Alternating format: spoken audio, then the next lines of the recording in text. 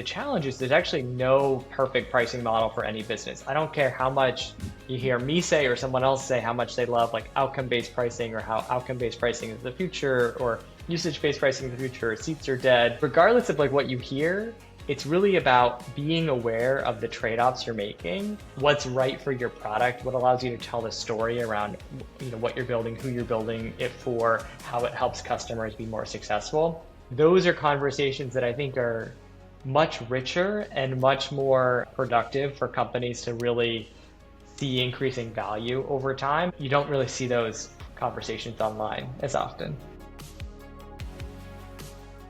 Welcome back to the Meg and Amy Show. Yay! Hey Meg, did you know we just hit 300 subscribers? So amazing. Thank you everyone who's helped us build this amazing show. It's just blowing my mind, and we're just getting started. Yeah, and we know that you are so busy, and so we really appreciate you spending the time with us. But we do have another ask for you, and that is to make sure to comment on our podcast. We want to know, we want to hear from you. We want to know what you think, what you like, what you don't like. We want to know who you want us to interview. We want to know what topics are resonating with you and where you'd like us to dig in further. And we would absolutely like you to subscribe and follow on whatever channel makes sense for you for your regular podcast watching, because that really helps us amplify the show to more people. So thank you for that. And evidently we've heard if you like it, that helps too. So maybe do that. Also, speaking of cool, our guest today is Kyle Poyar. Kyle is the creator and writer of Growth Unhinged. He's spent the past 15 years helping software startups fuel growth, monetize their products, and become category leaders. I believe that Growth Unhinged has almost 80,000 subscribers now. Wow. He was previously an operating partner at OpenView, where he led marketing and partnered with founders on scaling revenue from $1 million to $100 million plus ARR. At OpenView, he coined the term product-led growth, now a household term. Maybe not my household, but in my household. Yeah. Yes. Before that, he was a director at Simon Kucher, the leading consulting firm specializing in pricing and packaging. Kyle enjoys tennis, cooking Mediterranean food, hiking, and he is forever trying to finish a Barry's workout.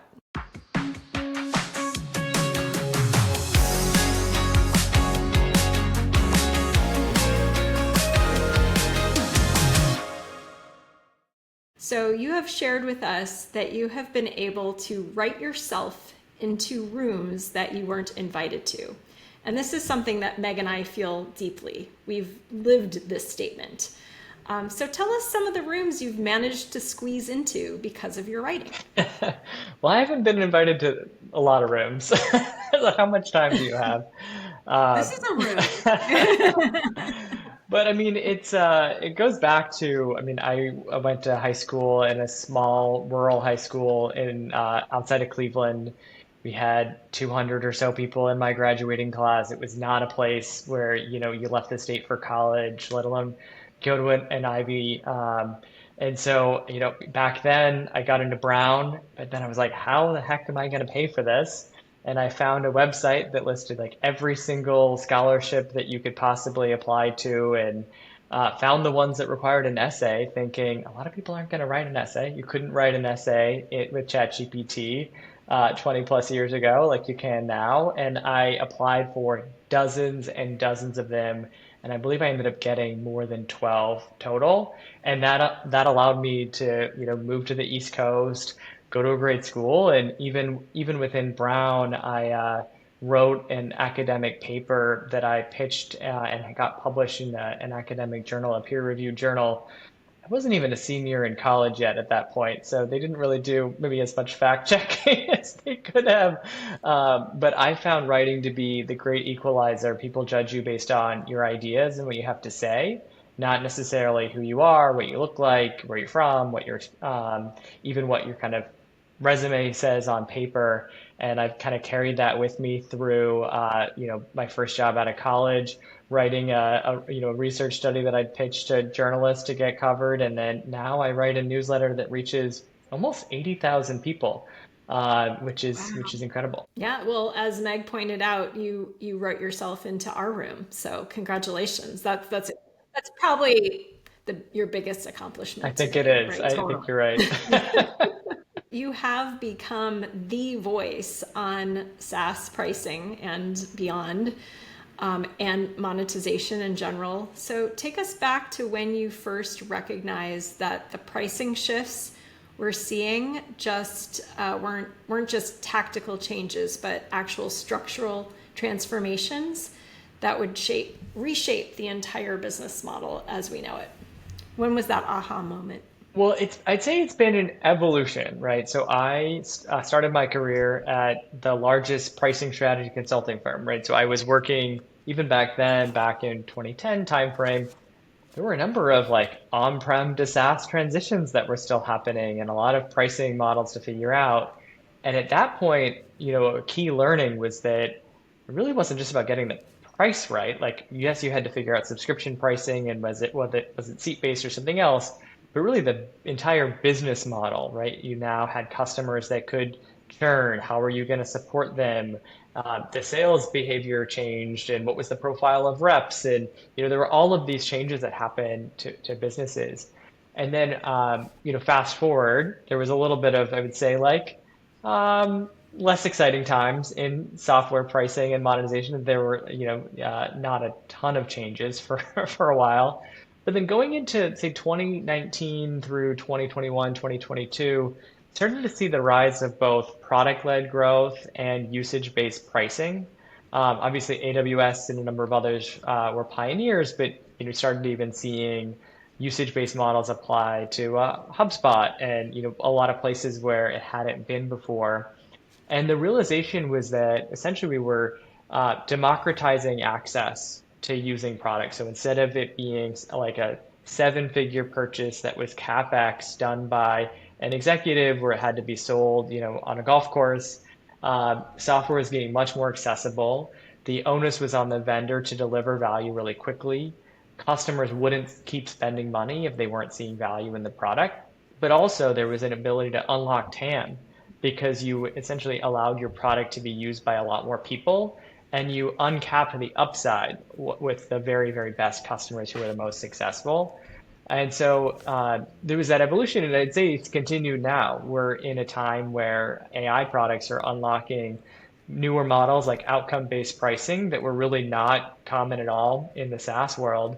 But it's this ongoing pattern towards moving from really charging for access and really charging a significant amount to software to charging based on value and being on the hook to really take on risk and own the value delivery with the customer.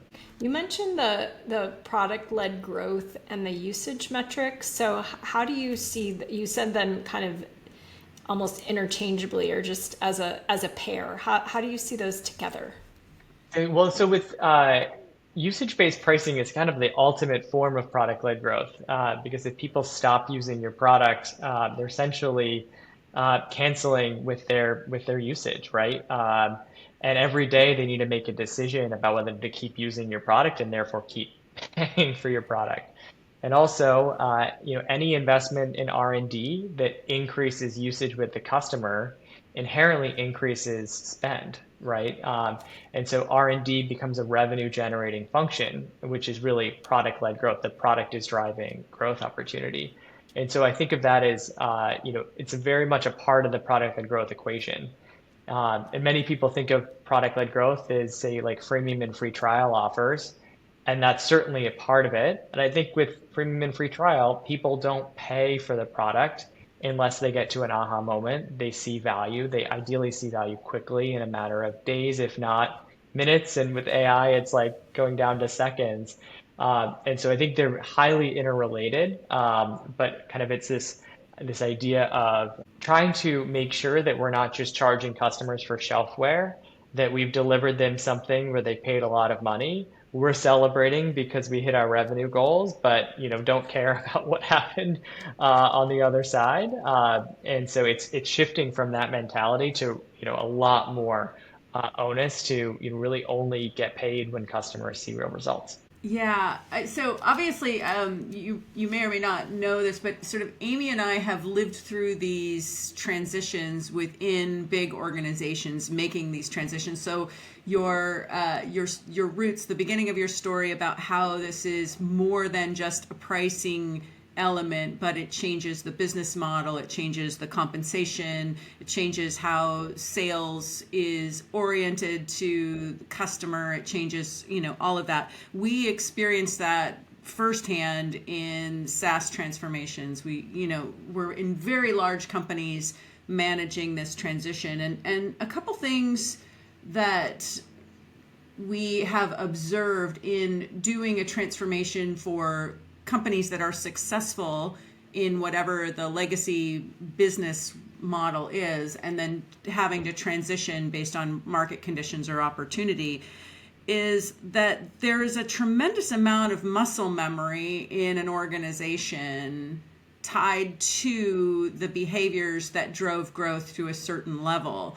And so these pricing shifts oftentimes become hard because the data that you might look at when you're a big company within a successful business under a different architecture for how the business is set up, it becomes really hard to see the emerging data because you're kind of have a filter bubble of how you see it, and your numbers are so big that it's kind of a really hard for people to break this apart. So one of the things I love that you do in your blog is you bring forward examples and stories of companies and how they've either navigated a transition or tested out pricing structures that help bring that data so that people who haven't lived this kind of change before could maybe get their head around it.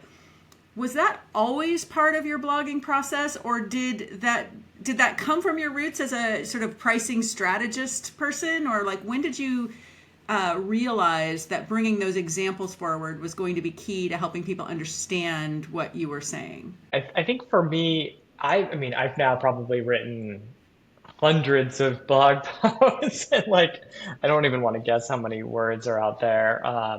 But what I realized was the content that resonated best. And honestly, anytime you write a blog post or even a social media post, the great thing is how quickly you get feedback. Now, sometimes that feedback is crickets, which is its own kind of feedback. Sometimes it's people disagreeing with you, but a lot of time you can really gauge based on the quantity and the quality of feedback, like what is really resonating with people. And what I realized was that there was a direct link between what I was working on hands-on with companies, as whether a consultant or an operating partner. If I could take that lesson learned with a tangible company, or from working on a tangible problem, if I could distill those insights in a really practical way based on that experience, rather than just make it theoretical or some sort of like, you know, theory that doesn't actually work in reality, when I could make it practical, people were able to take that and apply it. And that just made it so much stickier in people's minds, because now instead of just reading something that was a useful read or an insightful read, they would say, hey, look, I read this piece. I did the things that you said. We tried it and it increased revenue or it had X impact. And I was realizing the impact of that was so much greater when you could actually distill things down to almost like a how to or a really specific example of what a company did. And so that to me, And then you created your own flywheel because then there were more examples. totally, that becomes a flywheel in and of itself. And so, but that to me became kind of the learning of take what I'm working on with companies, open source it, usually through LinkedIn, see what resonates. If something resonates, go deeper. And I usually, turn that into a newsletter post for Growth Unhinged. And then that attracts, people that want to, work with me to solve hard problems. And it can all ideally be a flywheel that, builds on itself. And to me, it's the best form of content is really not just someone in an ivory tower writing, thinking it's going to help people, but it's written kind of with a community. And that kind of community mindset, I think, is what makes everything hopefully resonate with folks based on kind of lived experience. What was one of your most useful how-tos that you shared? And could you share that with our audience that resonated with folks? Done a lot of these over time. One of them was during, I think it was like 2020, 2021 period. I did a deep dive on a usage-based pricing playbook that was essentially like the steps to change your business model towards a usage-based model. And that was based on, I think I had worked on 5 or 6 of the transitions towards usage-based pricing in the last year. And then I went and interviewed about 25 people that had been making that transition. And I looked at data around company performances and companies that were usage based versus not. And I distilled that into like a 50 or 60 page deck with like exactly the steps involved and like getting into what do sales comp plans look like? Do you allow rollovers? Like all of this, the nitty gritty details, even like, hey, you probably shouldn't call anything overage. You should call it flex or on-demand usage because overage sounds like you're penalizing the customer because they couldn't predict up front how much they would need. And it just got into that level of specificity. And I did not think that was going to be something that appealed to a super large audience. I was okay with that because I was like, as long as it's valuable to the right people, that's fine. It ended up being probably one of the most popular things I've ever written because people uh, now felt like they had a guidebook for, this is not an easy thing to change. I can educate my management team about what's involved. We can all get on the same page and we can plan around what we're going to need to do now and in the future to really kind of run with this business model.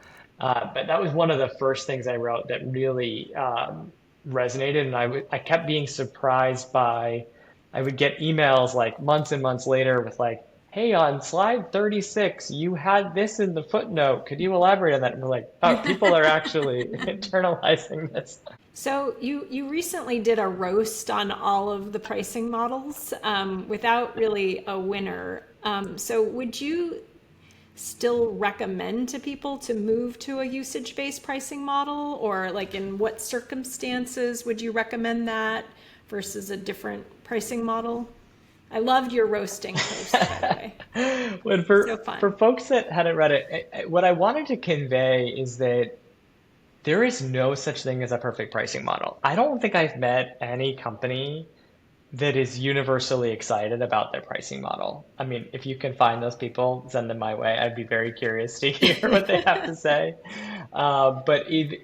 There's always something wrong with it, right? And if you think about common options or common models, if you charge like a flat fee subscription, it's super easy for the customer, super predictable, easy to sell. But if you're including AI in that package, you could have runaway AI costs and a fixed amount the customers are paying you. So you can have unprofitable customers. You have no way to expand your customers who are the most successful. Your flat fee might be too expensive for people that just want to try you out or are new, right? So there's all these trade-offs that you have to encounter. And I think that the challenge is there's actually no perfect pricing model for any business. I don't care how much you hear me say or someone else say how much they love like outcome-based pricing or how outcome-based pricing is the future or usage-based pricing is the future, or seats are dead. And I'm guilty for saying some of those things, probably verbatim. But regardless of like what you hear, it's really about being aware of the trade-offs you're making and being very thoughtful about what trade-offs you're willing to live with and which you're not willing to live with.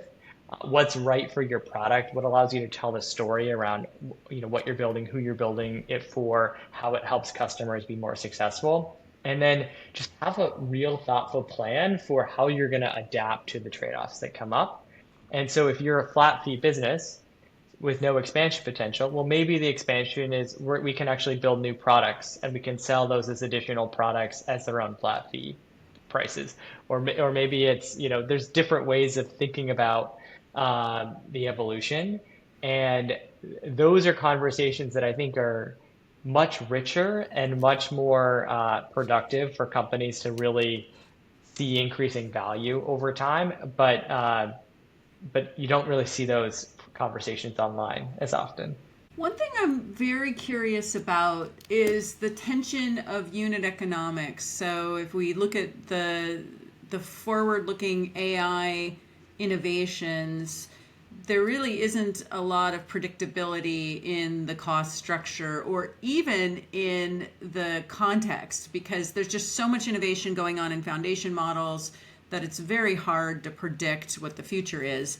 And in trying to navigate an AI opportunity, there's a lot of tension and a lot of pressure from the board or from, the executive team to figure out how to get something to market that is able to scratch the AI itch in whatever category you are. How do you recommend people keep their eye on the ball from a unit economics point of view while simultaneously capturing the momentum that they need to capture? Because I really worry that there's a different, like, pricing is something that most people don't have really a well-grounded understanding of the core principles of how it plays out over time. And so it's very easy for people to oversimplify the trade-offs, as you mentioned. Like, you have to be aware of the trade-offs. Depending on your role, those trade-offs could be owned by someone else, or maybe something that you don't have to be personally responsible for. So then it doesn't really feel like a trade-off to you in the same way. So, like, what is your best recommendation for people for that tension? How should they think about the compromise between capturing AI momentum today and making sure that the unit economics don't run away such that they regret it when they're actually a successful business later? Yeah, I guess I'll share, I guess, two thoughts on that, and like, I guess one that's more short term, one that's more mid to long term. But the before I even jump into that, I think, like, just level setting, there were a lot of people that thought AI costs were going to drop 10x every year. And essentially, why worry about AI monetization right now? It's fine if we have negative margins. Let's just go for distribution. Distribution's all that matters. Once we get the customer, hey, even if we're unprofitable today, if the costs drop 90% next year, we're in the money next year. Things are great. We won the market because we had distribution. I think people are now seeing that that's not what's playing out, and that the LLMs are not necessarily getting that much cheaper. Now, older LLMs are, but the next gen, latest and greatest, maybe the models from Anthropic, are still quite expensive. Your customers want access to the best technology. They don't want, yesterday's newspaper. And with these new models comes, like, longer context windows, the ability to do more reasoning, agentic capabilities. Well, even so, now your cost per token isn't going down, and you have way more tokens. And so, if anything, AI costs aren't dropping 90%, they're increasing by, orders of magnitude potentially, depending on how your customers use it. So I think one thing is just sort of like, let's bust that myth. And, like, we do have to think about AI costs. And I'm not a cost-based pricing person. I really think about your customers don't care about your costs, but cost needs to be at least be an input to make sure you're not going to market with something unprofitable. And then, so what to do about that? Well, the thing that everyone seems to have decided in the last, like, 3 months that they should do, is people have almost all universally decided we should launch some sort of credit model. And I actually give credit to give credit to folks like Snow or Salesforce, because Salesforce had said we're going to charge for AI on a per conversation basis. And then, in really a matter of months afterwards, they launched a flex credit model where, instead of paying a fixed price per conversation, you pay based on the actions that AI is delivering. And so if it was doing more to fully resolve a conversation, that was going to be more expensive than if you just enriched a contact or updated a CRM record. And so it was much more granular, much more fine-tuned, and the cost per credit allowed them to cover their AI costs. It also allowed customers to start, maybe pilot AI for certain use cases, make sure there was real ROI there for the amount of credits. and then expand the amount of credits they bought over time.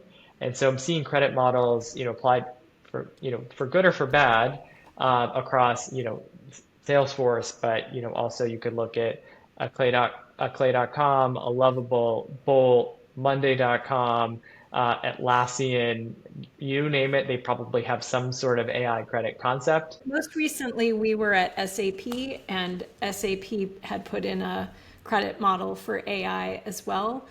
But the struggle that customers were having at the time were twofold. One was that the credits were so generic, and you had, kind of buying centers in different, that there was the HR buyers and the finance buyers and the IT, and they all kind of had to share the credits and didn't really have visibility into what each other was doing.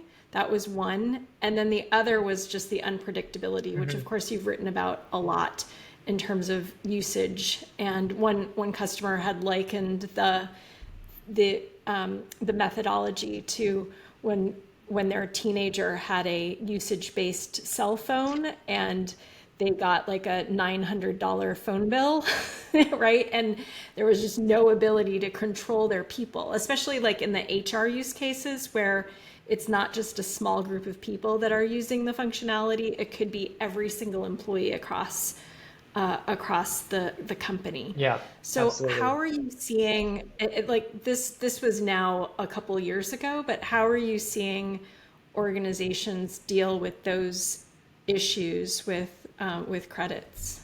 When yeah, I think it's that's certainly part of the biggest part of the problem. If you look at, I think the cell phone analogy is apt, but it's even just, hey, it's kind of like you're having a kid's birthday party. You let the kids go to the arcade, and all of a sudden you have a bill for hundreds or thousands of dollars based on all the games they played. And you're like, what the heck happened?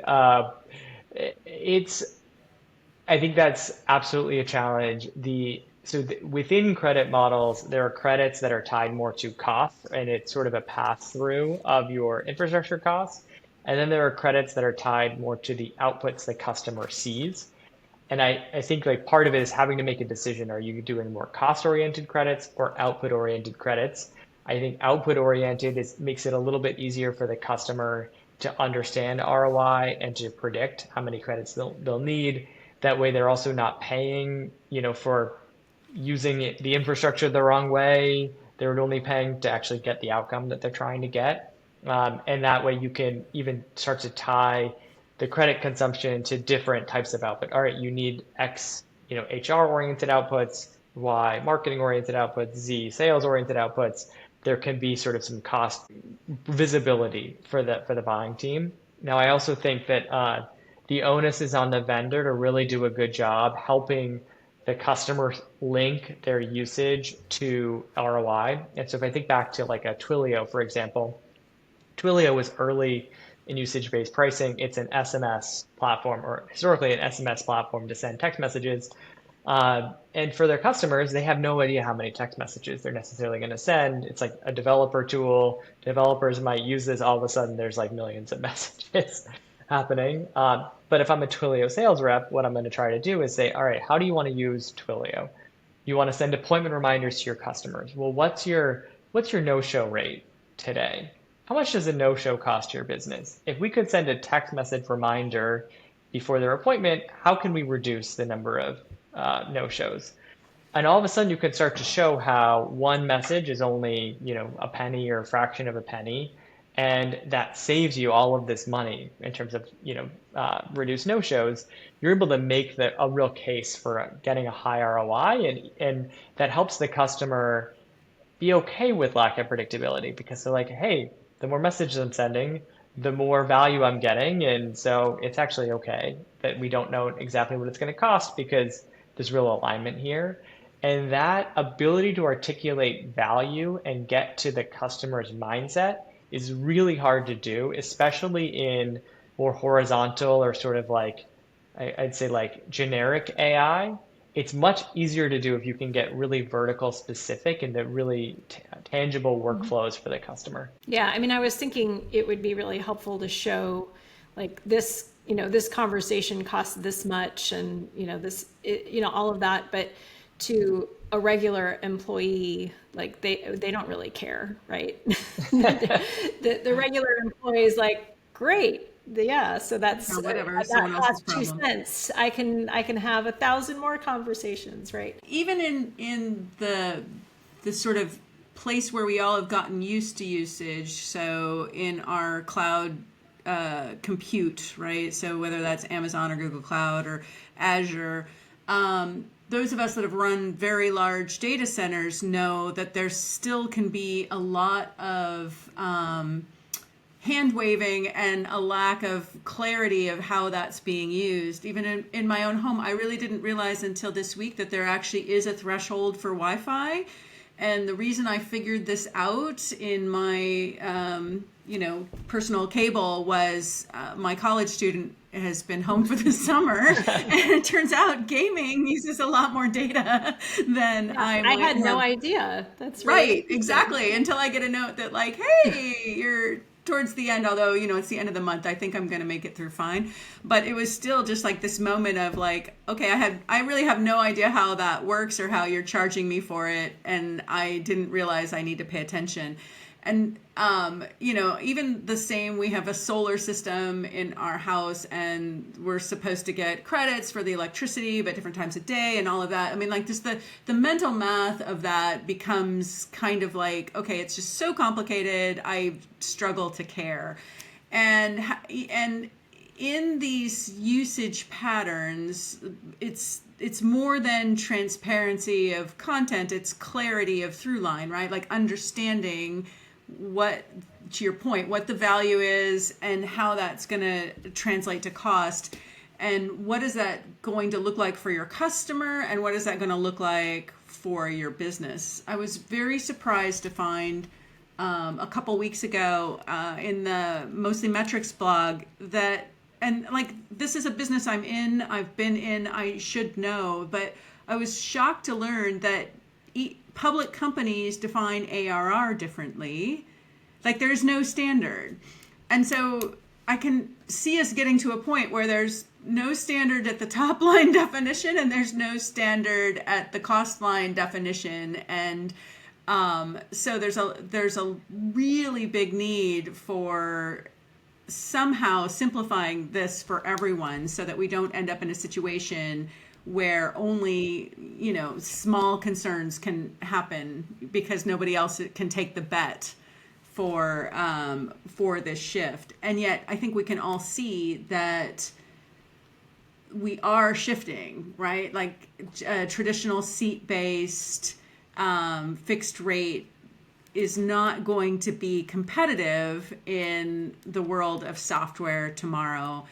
And so these kind of levers. So one of the things that I'm curious about is if you were designing from scratch, kind of like a foundation that would give you ultimate flexibility in this, what are some of the key things that you would want the technology that you were offering to a customer to be keeping track of so that you could really do a better job of connecting the dots to value and to making sure you could not only make a good case to acquire a customer, but also build that product-led growth momentum going forward? What kinds of things are you seeing people keeping track of and monitoring to make good decisions in this area? As we kind of talked about earlier, credits is the short-term solution of, what everyone's done to protect costs and try to, not be on the hook for like super unprofitable customers.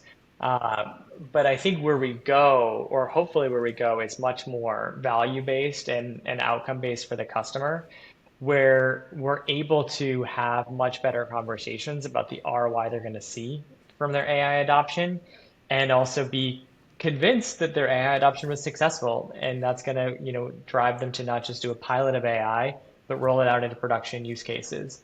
And I think that one of the companies I've been following most closely and been most excited about how they've done it is Intercom with their Fin AI product. I interviewed their co-founder, Des, in my newsletter recently. but they were early in saying for our AI product, we're only going to charge you for successful resolutions. So we're going to charge you 99 cents per conversation that AI resolves. And we're going to define a resolution as, XYZ factors.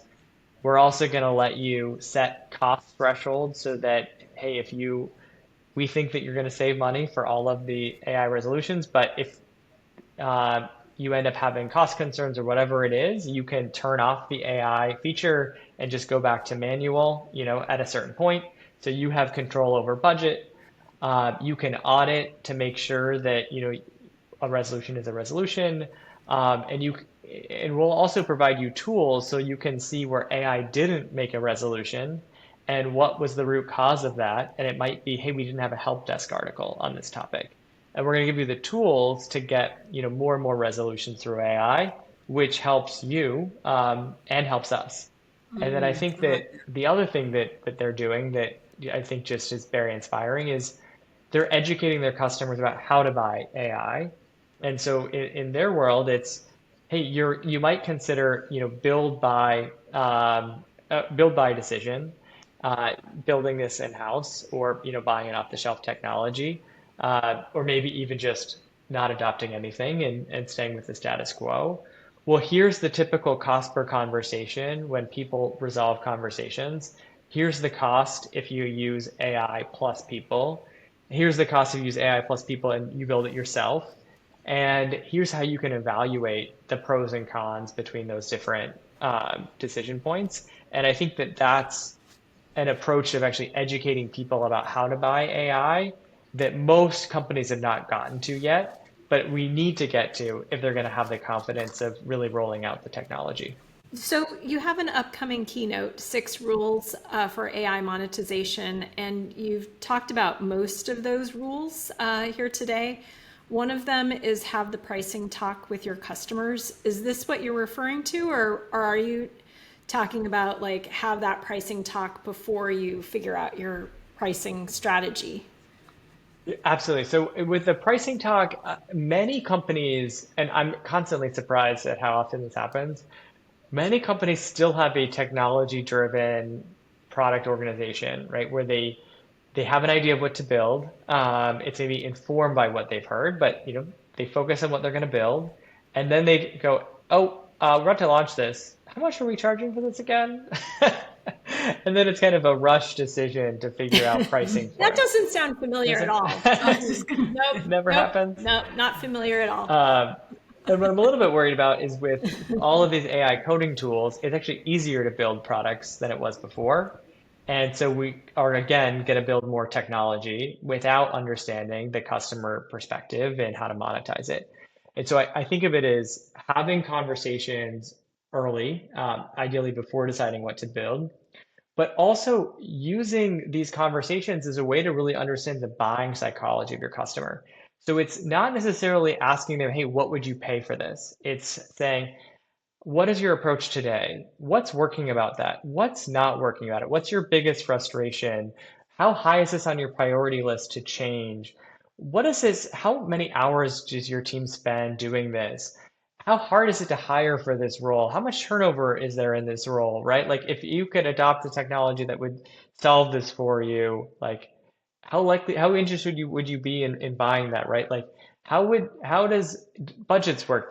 Would this come out of technology or headcount budget? Like there's so many questions you could ask that help you really understand the decision-making process of your customer. And to me, these are integral pricing questions that should be asked as early as possible. And they're also just good sales discovery questions too. And those are questions that I think really inform the best path to monetization. And you need to be comfortable having those conversations, ideally having them, early and often. That's so poignant, and it's like having any difficult conversation. People avoid it like crazy, and especially in my experience as myself and other product managers, that's not like we want to give features and like it's thinking about ourselves as charging money for it is really difficult, but it's a skill that really needs to be built. And It's I a great, love your point about don't start and say, what would you pay for it? Because yeah. honestly, they never know. And it's not particularly, it actually throws the conversation out from a place where you could really learn something. So I love the idea of focusing on the buying psychology. So, to your point about budget, I have a theory that the way that we budget for this technology really is going to need to change drastically in the flow of this because I think as we look at the potential with agents, the the cost benefit does span what we would have traditionally thought of as productivity technology, whether that's your Slack or your email or your phone systems or whatever, and what we think of as work, right, which would go into cost of goods or cost of delivery for your business. And so I'm just curious, when you have these budget conversations, is anyone asking those questions in your circle or in any conversation that you've had about, hey, we might need to think about how we capture the budget and tied to this value differently? I mean, that's absolutely a top of mind conversation. I think it is the $1 million question, right? Of can AI tap into headcount budget? That's what's going to make the difference between how large TAMs are, how big of companies get built, how much is spent on these products, if we can sustain the cost of building these products. Because if people treat it as just a technology item or part of the technology budget, we're probably not, going to live up to the AI hopes and dreams. But I think when you think about how to do that, though, a lot of it is, learning from your customer, but also a lot of it is educating the customer.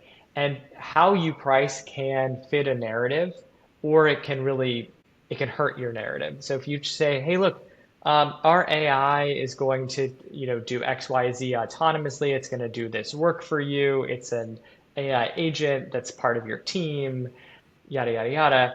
We charge $25 per seat per month. You go, wait, I thought the AI was doing the work, but you're charging me per seat? Who is the seat? Like who's logging in? That's a very different narrative than if you say, hey, for this role, a typical person is able to answer, a typical customer support agent might be able to answer 5 to 10, tickets per hour at a 90% resolution rate. We can deliver, that, but 24/7 availability, always up. It can flex up or down. No need to hire more people. It's not going to quit overnight. And we can actually prove we have a higher customer satisfaction than a manual response because we respond immediately versus having to, wait a certain amount of time. And so if you're able to have that conversation, it's like, why wouldn't the customer think about this as part of their hiring or headcount budget? But there's a lot of proof on the vendor to really be able to make that case.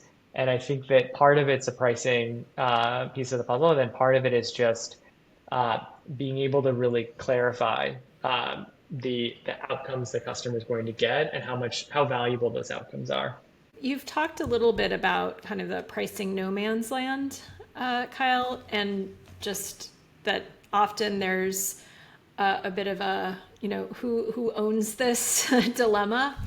So, we're always really interested in organization, optimizing organizations and roles and that sort of thing. So, as pricing is going to be evolving so quickly, do you have any recommendations on how companies should set up their organizations and what sort of roles should own the shift and what metrics they should be watching? Pricing is an interesting topic because it's one of the most powerful revenue levers. I mean, if you're able to increase price 10, 20% without customers churning, like that's a lot. That's a pretty big revenue impact that you can deliver relatively quickly. And yet there's often not someone who owns pricing or monetization in the company. especially not until a company's maybe 100 million ARR and beyond. So folks, are not dedicated to thinking about it. They don't have skills for it. They haven't done it before. And it touches a lot of stakeholders. And so there's, I think, a very big gap in a lot of companies between the benefit from having a stronger monetization function and the reality of what that function looks like today. And I think with this no man's land concept is that in the early stages of a company, really the founder is driving everything. The founder is the head of product. They're having the conversations with the customer. They probably are doing founder-led sales. They might be doing founder-led marketing. And so not only did they own the initial pricing, they actually also have a closed loop of, okay, we understand how the customers reacted to that pricing. We can change pricing. We can convince everyone to change it. We can then see what happens when we changed it. Once you start getting to like 5, 10, 20 million ARR, the founder starts to hand that off. I mean, they have a lot of other things on their plate. They're scaling the org. They're offloading sales to a professional sales leader. They're hiring a marketing leader, right? They're hiring a product leader. Um, Pricing is often the one of the balls that gets dropped as founders take it off their plate and no one is putting it onto their plate. Um, and for me, I am less concerned about who actually owns pricing. I do think many companies don't necessarily need a head of pricing or someone with pricing in their actual job title. But you need a function to own pricing. You need a person that has pricing as at least part of their responsibility. And then you need some sort of cross-functional group that can convene to review pricing data and make pricing decisions. And that group probably needs to involve product, sales, marketing, finance, and ops. And so anyone from those functions could actually be the one who leads the committee and drives those conversations. But you ultimately need input from multiple people. And I always say, like, I don't really care who owns pricing as long as someone owns it. They do the work and collect the data, and they involve the other stakeholders in making the decision. And how does a founder know when it's time to make that happen, move it from their own closed looped orientation to the committee model? So usually when they have leaders in seat for these key functions, so as they have, a actual product leader, marketing leader, sales leader, and so on, that's an important signal. I think also there are some companies that have, their pricing is maybe okay as is. Like there's not warning signs that it's broken. And then there are other companies where they're constantly losing deals because of price. Some customers are saying they're too expensive. Others don't seem to care at all about their pricing and just buy really easily. Or if they're launching new products that need to be monetized and no one's really thinking about that until it's too late. Or if they find that they have unprofitable customers, like there can be some warning signs. And if those warning signs are like flashing red and there's no one that's like consciously raising them to the executive team and trying to figure them out, that's also like there's the ball is being dropped here and something that's really important for the business. Back to those things that you were talking about the early warnings, the unprofitable customers, I think is one where I have seen a massive gap, especially in businesses that are pretty successful and have been around for a while. I find that there's often a lack of discipline to go back and look holistically at the business for business decisions that were made 5 years ago or whatever that probably made sense in that context, but no longer maybe hold true for where the business is going or where the competition is going. Have you seen any best practices in that of businesses that are really good at going back and re-questioning past model decisions as part of this pricing to say, hey, what would be the right way to be identifying that versus letting it drag on for a long time without it being noticed? I think, many companies like to kick the can down the road on those hard conversations. I think in hyper growth mode, the reality is like most of your revenue is going to come from people who are not already customers. And so that legacy base is it's maybe okay, to wait on. As you get more mature and as much more of the revenue growth comes from existing customers or just hitting the number comes from existing customers, that's not something you can, ignore anymore. And then I think to the extent you expect the majority or all of your customers to be adopting AI features, that's where things can really change in terms of like, oh, we undercharged, but it's probably fine. We had 80, 90% margin. So like, who cares? To, oh, Right. wow, this is a really unprofitable customer now. And so I think AI adoption and understanding the AI usage at a customer and an account level um, should be a factor in that decision making.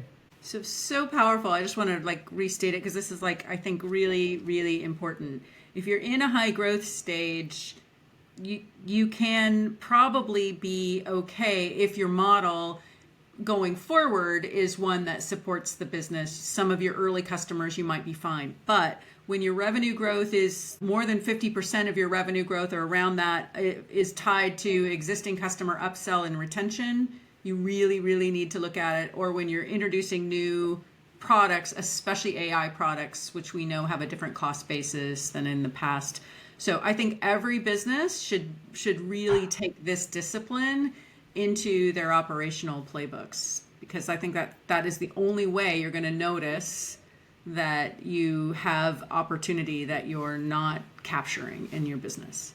So you've positioned usage-based and hybrid/credit-based models as stepping stones towards outcome-based and maybe value-based pricing. If you're right about this progression, what does the software industry look like in 2030? What's your grand prediction, Kyle? My grand prediction, well, there's like what should happen and what the reality is. What's going to happen? Well, let's You make can it do both. happen. Yeah, You can do optimistic version and the other kind too, if you I want. think, look, if I put my like Sam Altman optimistic hat on, AI is going to be increasingly good at doing real work, doing thinking on its own, taking complex sort of information or context to do real work that is, skilled work. And I think as that happens, we'll get more comfortable with the idea of AI coworkers or AI agents that are kind of part of the organization, doing different things for us. And those AI agents or AI coworkers will be a combination of essentially like cloud employees that do work and getting access to tools that enable that work. So databases and conference calling and whatever tools they need. And I think that as we move towards that model, uh, the vendors that are successful in this model will need to understand the exact things that the AI employees or the cloud employees are going to be doing for their customers, and they need to find a way to compete that's tied to being able to deliver at a either at a higher quality than their competitors, or deliver at a similar quality but at a lower cost. And I think the best way to pitch that message is to be really, really clear on the outcomes that the customer is trying to get, which might be different across different customers, and proving that you're able to deliver at those outcomes at a really high rate that ideally competitors can't match, and that you're able to get better and better over time, whether it's through like your technology improving, the feedback loop with the data, whatever it is. And I think that if we're able to do that, that allows us to have much more actually customized pricing that is right for an individual customer. We're able to make sure that we're charging in a way that's commensurate with the value a customer is delivering, and that we're able to make pricing feel really predictable for customers because they're only paying when they're getting results back that are the things that they're looking for their business. And I think like that's the model I expect to see a lot more of in 2030, but it is really hard to make all of the changes necessary to get there. Well, we'll definitely have you back on, and we'll decide how far we've come for sure. We'll have milestones in between now and then. How's Yes, that? for sure. Yeah, I'm excited Well, about it. this has been absolutely brilliant, Kyle. Thank you so much. Your deep expertise is a breath of fresh air on this topic. I know so many people have found you already, but hopefully we can help others find you as well. Appreciate it. Well, this is a fun conversation. Yeah, I guess we'll Yeah. circle back in 2030. All right. You ready for Leadership Corner? You bet. Let's do it. Okay. I was recently promoted to lead my peers. Thing is, they are older than me and male, and I'm not. I feel like a terrible imposter. How do I overcome this and get the team on track? Wow, this sounds like me advising my, I don't know, 23-year-old self and my 26-year-old self and Yeah, my I got asked this question this weekend, and I was like, oh, it brings back memories. Yeah, only thing I will start with is, oh my goodness, when you start with the idea that you're younger than everyone, just know that that's a temporary state. You will always potentially be a different gender, but the younger part doesn't last long. So I think I would just focus on a couple things. Number one, remind yourself that you got this opportunity because you earned it and because of your capability. So this opportunity is something that you have earned, and you owe it to yourself and your team to do the best job you can. And spending time focusing on what you are not is not helpful to you doing the best job that you can. So my strong advice is recognize that this promotion requires you to put your head in the game and to deliver something that really matters, because you wouldn't have been promoted to this role if it wasn't to do something in this role. Focus on what that is, and then invest in building the relationships with your team to understand how they can help you on your journey. So all of the time you're investing in thinking about imposter syndrome, all the time you're investing about what you are not, is taking away from you investing on what does the business need, what is this opportunity that is unlocked for you, and how can you work with this amazing group of experienced men to deliver what the business needs to deliver. So you need to value their experience, you need to value what they're bringing to the table, but you also need to value why you were chosen for this role and what the business needs you to accomplish. Put your sights on that, set aside the energy that you're putting about what you are not, and invest in who you need to be, who you need to know, what you need to do to be successful in the role. Yeah, and I think that it's important to acknowledge that it is hard. So there is a balancing act that women have to take on when they get into leadership positions. And there's a book that Meg and I have recommended before, I think, but we'll bring it up again. And it's a recent book called Likeable Badass. It's just fantastic because it really cuts to the heart of a lot of the emotional load that women have to take on to be both assertive and strong, but then also very warm and likable, right? And to constantly, in every situation, bring through both of those. Like you don't want to diminish your badassery. You want to go strong. You want to be powerful. You want to dominate, but at the same time, you need to be very conscious of how you are being perceived and that people like you, that they trust you, that they feel warmth from you. It's really hard, but she does a fantastic job in this book of showing a way to navigate this. So highly recommend that book if you haven't already read it. And then I have my favorite mantra, which is everyone is full of shit. So when I ever hear the term imposter syndrome, like those boys, men, whoever they are that that are reporting to you, they're just as full of shit as you are. So they don't know anything that you don't know. That even if they've been around for decades more, maybe they're going to have experiences and strengths that you don't have. We talked about that on a previous show. But there is, from a value to the world, you have just as much value as anybody else. And congratulations. You're going to kill it.